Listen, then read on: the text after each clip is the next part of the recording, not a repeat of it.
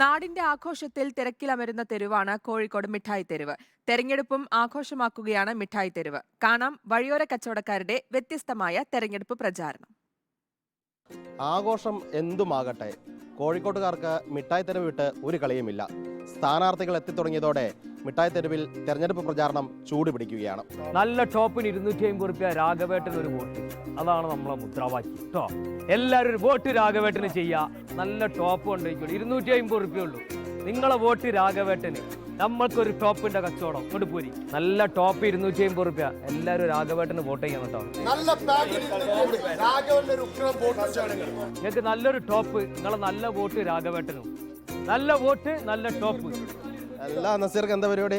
പ്രചരണം കച്ചവടം ഒരുമിച്ചാണ്, അടിച്ചുപൊളിയാണ്. രാവിലെ പ്രചരണത്തിന് ഇറങ്ങും, ഒരു ഉച്ചയാകുമ്പോഴത്തേക്ക് നമ്മൾ കച്ചവടത്തിന് ഇറങ്ങും.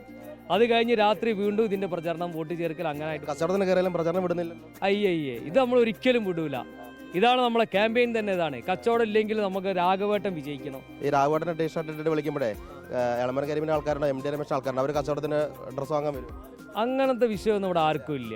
ഇവിടെ രാഘവേട്ടൻ എന്ന് പറഞ്ഞാൽ അതൊരു എല്ലാവരുടെ മനസ്സിലും ബ്രാൻഡായി കഴിഞ്ഞതാണ്. ഈ ടീഷർട്ട് ഇട്ട് ഇറങ്ങിയപ്പോഴേ കച്ചവടം കൂടിയാ കുറഞ്ഞു? കൂടുതലാണ്. വലിയ നഷ്ടമൊന്നുമില്ല. ആളുകൾക്കൊക്കെ എന്താണെന്നറിയാം, നമുക്ക് ഈ പ്രാവശ്യം നമുക്ക് കുറച്ച് നഷ്ടമോ ലാഭമല്ല നമ്മൾ നോക്കണേ. അടുത്ത 5 കൊല്ലെങ്കിലും ഇവിടെ സാധാരണക്കാർക്ക് ലാഭം വേണം. ഇവിടെ മതത്തിൻ്റെ പേരിൽ ഇങ്ങനെ ഒരു വേലിക്കെട്ടൊക്കെ ഉണ്ടാക്കിയിടാം. ഈ ദളിതനും മുസ്ലിമിനും ക്രിസ്ത്യൻസിനൊക്കെ വേറൊരു ചേരിയാക്കാം. എല്ലാവരും പഴയ കാലത്ത് 40 കൊല്ലം കോൺഗ്രസ് ഭരിച്ച കാലത്തൊന്നും ഈ ഏതെങ്കിലും അടുക്കളയിൽ പോയിട്ട് ഇങ്ങനെ ചട്ടി തുറന്നു നോക്കിയിട്ട് ബീഫ് എടുക്കുക, അത് ബീഫാണ്, അത് മാടാണെന്ന് പറഞ്ഞൊന്നുമില്ലല്ലോ. ഈ കോഴിക്കോട് വേറൊരു പ്രത്യേകത മാടി ഉണ്ടല്ലോ. എല്ലാവർക്കും അറിയില്ല, മിഠായി തെരുവാണെങ്കിലും കോഴിക്കോടാണെങ്കിലും എല്ലാവരും ഒരു സൗഹാർദ്ദത്തോടു കൂടി ജീവിക്കുന്ന ഏക പ്രദേശം കോഴിക്കോടാണെന്നാണ് കേരളത്തിൽ വിചാരിക്കുന്നത്. അങ്ങനെ തന്നെയല്ലേ? നമ്മളോട് ടീഷർട്ട് എല്ലാവരും ചോദിക്കുന്നുണ്ട്. അടുത്ത ഞായറാഴ്ചത്തേക്ക് കുറേ ടീഷർട്ട് ചോദിക്കുന്നുണ്ട് ആളുകൾ. ഇപ്പോൾ രാഹുൽ ഗാന്ധിൻ്റെ ടീഷർട്ട് ഉണ്ട്, അതിട്ട് കച്ചവടം ചെയ്യും. രാഘവേട്ടൻ്റെ കച്ചവടം ഉണ്ട്. തെരഞ്ഞെടുപ്പിനൊപ്പം കച്ചവടം കൂടെ ചൂട് പിടിക്കട്ടെ. വീഡിയോ ജേർണലിസ്റ്റ് മകേഷ് കുമാറിനൊപ്പം reporter Sinoj Thomas, reporter Kozhikode.